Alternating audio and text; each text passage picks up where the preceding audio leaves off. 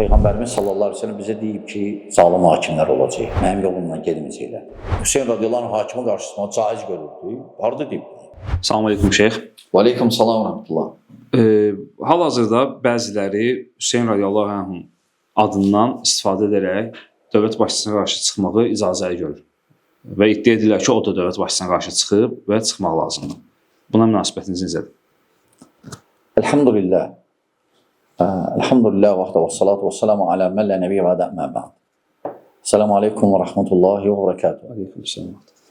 Kim Hüseyin radiyallahu anh o hərəkətin hakimə qarşı çıxmağa dəlil gətirirsə, görsənir ki, adam ya cahildir, ya məsələləri düzgün başa düşməyib, ya da istəmir başa düşsün, istifadə edir o hadisədən.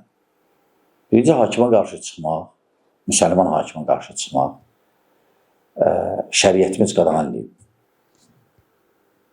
Peyğəmbərimiz sallallahu aleyhi ve sellem bizə deyib ki, zalim hakimlər olacaq. Deyiblər ki, mənim yolumdan gedməyəcəklər.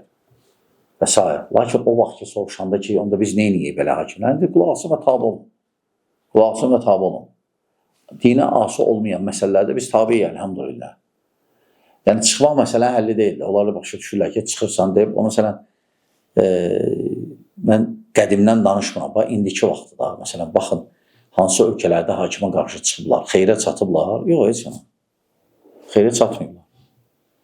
Əksinə, hələ deyiblər ki, əvvəlki hakim yaxşıymış. Hələ ən belə hal-hazırda gedən hadisələrdən de Sudan. Görün, nə gündədir.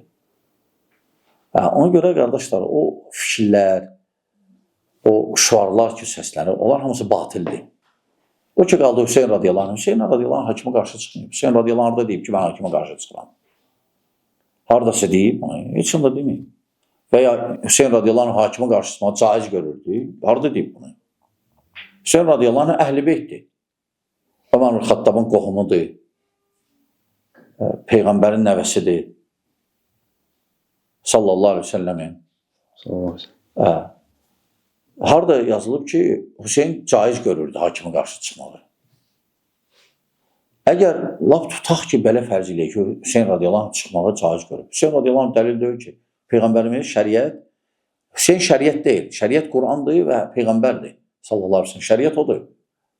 Və ümumən sahabələrin icması. Ona görə onlardan biri, nə ki Hüseyin və ya Maviyyə və ya məsələn Ömər və ya Əli radiyallahu anh əcmain, hansısa bir əgər müxalif nəsə edibsə, o dəlil deyil bizə. Biz əsası qoyub, gedib müxalif fikrini öş götürürük. Həmçinin, əgər lap tutaq ki, Hüseyin radiyallahu anh o fikirdə olub, o qayıdıb o fikirdə. Sən ne üçün insanın qayıtmış fikrini gətirirsən təzdən, deyirsən, yox, belə olar. Qayıdıb bax o fikrindən. O zaman bilirik ki, Kərbala səfərində 2 dəfə qayıtdı o fikirdən. Bir Müslim ibn Aqilə xəbəri gələndə istədi qayıtsın.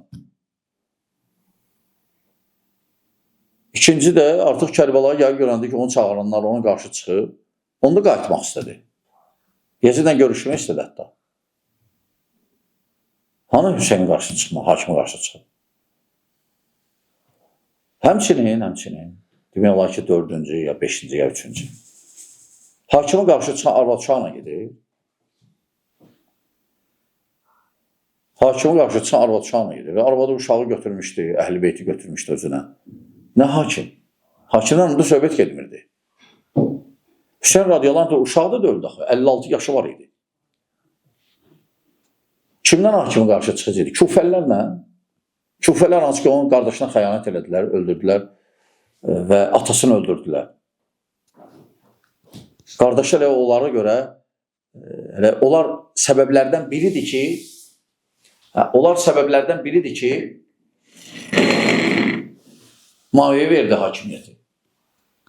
Yəni, onlarla çıxacaqdı. Yəni, Hüseyin radiyallahu anh o belə uzağı görməyən adamdır. Hakimiyyətə qarşı çıxma orada söhbəti yox idi əslən. Hüseyin bilirdi ki, Şam dövləti indiki 4 dənə ölkədir. Böyük bir ərazidir. Necə Maviyyə tabi idilər. Necə Maviyyən idilər. Hüseyin radiyallahu anh belə uzağı görən, belə yaxını görən və ya uzağı görən adam kimi, hələ adam deyil daxı, yəni ki, təcrübəsiz və s. O məsələlərə düzgün qiymət verən idi.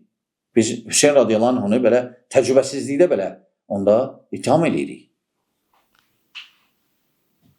Bəli, razı deyildi ki, Yezid hakim olsun, bəli. Muaviyə qarşı çıxdı yox.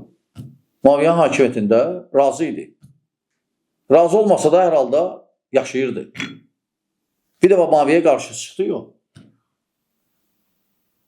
Sadəcə elə bildi ki, o olar, hakim, o olmadı və salam. Gəldi, bir müddət Məkkədə qaldı. Məkkədə də sonra gördü, hava orada yəni Kufəllər çağırır, daha gecə-gündüz olağı çağırır, onu çağırır. Belə qərar verdi ki, geçsin Kufəyə. Kufəyə də gələndə Kufəllər elə özləri onu öldürdülər. Xülasə budur. Kim ki, Hüseyn radiyallahu anhını hakimə qarşı çıxmaqda dəlil getirirsə, dəlili batildir. Əmindir? Bu qədər. Həmçinin belə bir maraqlı sual yarandı. Hüseyn radiyallahu anhın əməlini dəlil getirib hakimə qarşı çıxmaq istəyirlər. Bəs o zaman niyə Həsən radiyallahu anhın siz deyiniz kimi xilafəti özü təslim etməyini dəlil getirib tabe olmağı eləmir? Axı Həsən də Əhl-i Beytdən idi. Əlbəttə. İndi Həsən deyirsiniz, bu hadisələr görürsəni ki, kimə nə sərf eləyir, onu götürür. Həsən sərf eləmir. Hüseyn sərf eləyir. Ona görə onu şişirdirlər. Yəni, əgər Həsənlə Hüseyni baxmayın, Həsən böyük qardaşı idi Hüseynin.